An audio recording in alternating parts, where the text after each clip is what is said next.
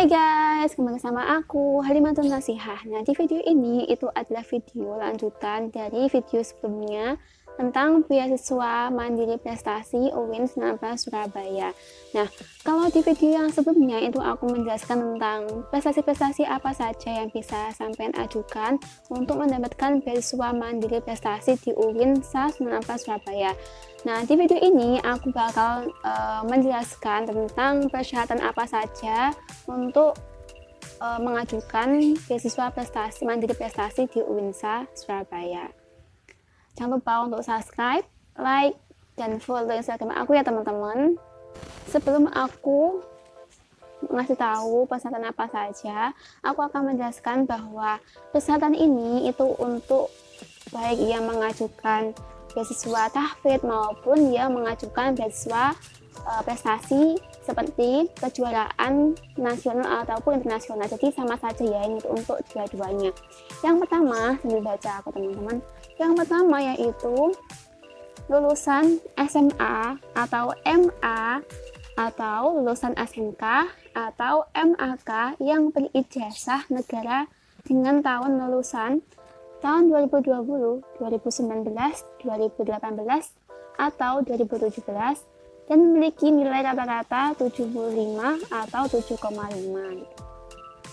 Yang kedua yaitu atau lulusan pondok pesantren, KMI atau TMI atau MMI yang telah disetarakan setingkat MA atau SLTA yang dibuktikan dengan surat keterangan penyetaraan dari Ditjen Pendidikan Islam dengan tahun lulus 2020, 2019 atau 2018 ataupun 2017 dengan nilai rata-rata 75 atau 7,5.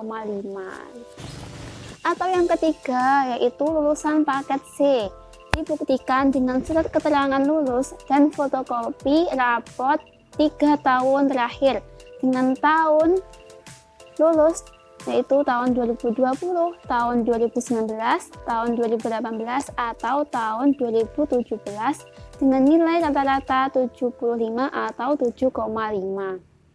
Yang keempat yaitu bagi lulusan tahun 2020 menduduki ranking 20 besar paralel pada jurusannya di sekolah masing-masing dengan bukti keterangan di sekolah.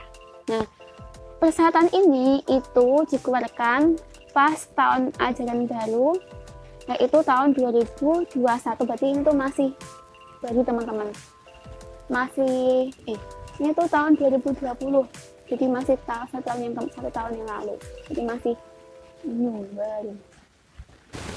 Dan untuk persyaratan beasiswa mandiri prestasi tahun sekarang, tahun 2021 itu hampir sama, menurutku hampir sama begitu, jadi nggak ada bedanya. Seperti persyaratan KIP kuliah itu dari tahun kemarin sama tahun yang sekarang itu menurutku sama, nggak ada bedanya. Jadi kalian bisa melihat video ini persyaratan beasiswa mandiri prestasi untuk sampean siapkan berkas-berkasnya untuk tahun depan nanti sampai waktu masuk kuliah di perguruan tinggi.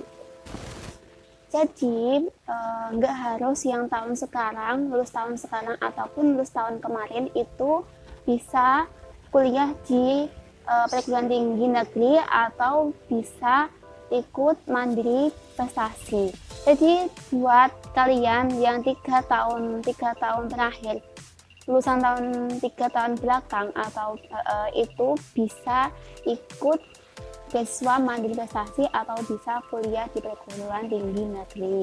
Karena di sini sudah jelas bahwa yang persyaratan untuk beasiswa mandiri prestasi itu bisa dari lulusan tahun 2020, 2019, 2018 atau 2017. Jadi 3 tahun belakang itu bisa.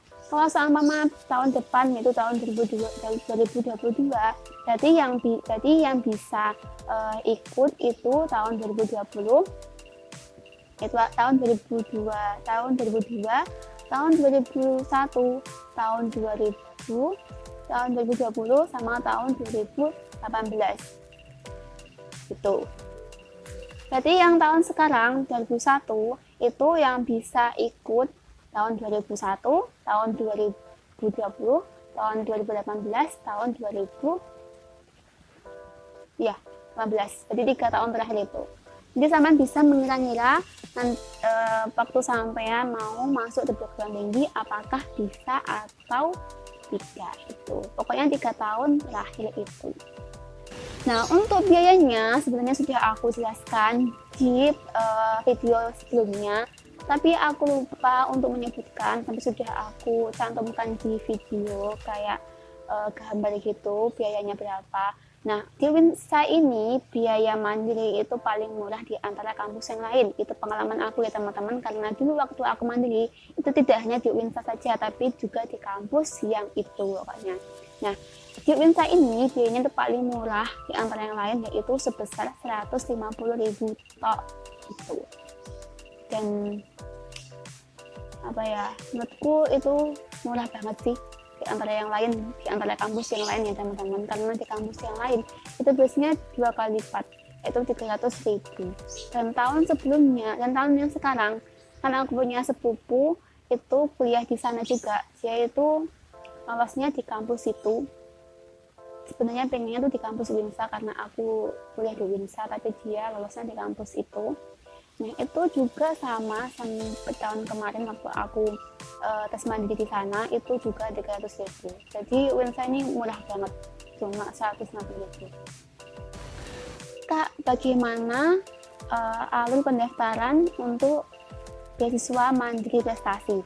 Nah, untuk alur pendaftarannya itu ada di video selanjutnya, jadi video berikutnya. Jadi buat kalian yang ada dengan informasi, please subscribe ya teman-teman, dan jangan lupa nyalakan lonceng. Atau kalian bisa kalau ingin tanya-tanya bisa tulis di kolom komentar atau ke Instagram aku, DM di Instagram aku. Jangan lupa untuk follow ya teman-teman. Itu aja dari aku, semoga bermanfaat untuk kalian. Apabila aku ada salah kata atau omonganku yang gak enak gitu, atau yang menyinggung sampean, mohon maaf ya teman-teman. Jangan lupa untuk subscribe. Sampai jumpa, bye.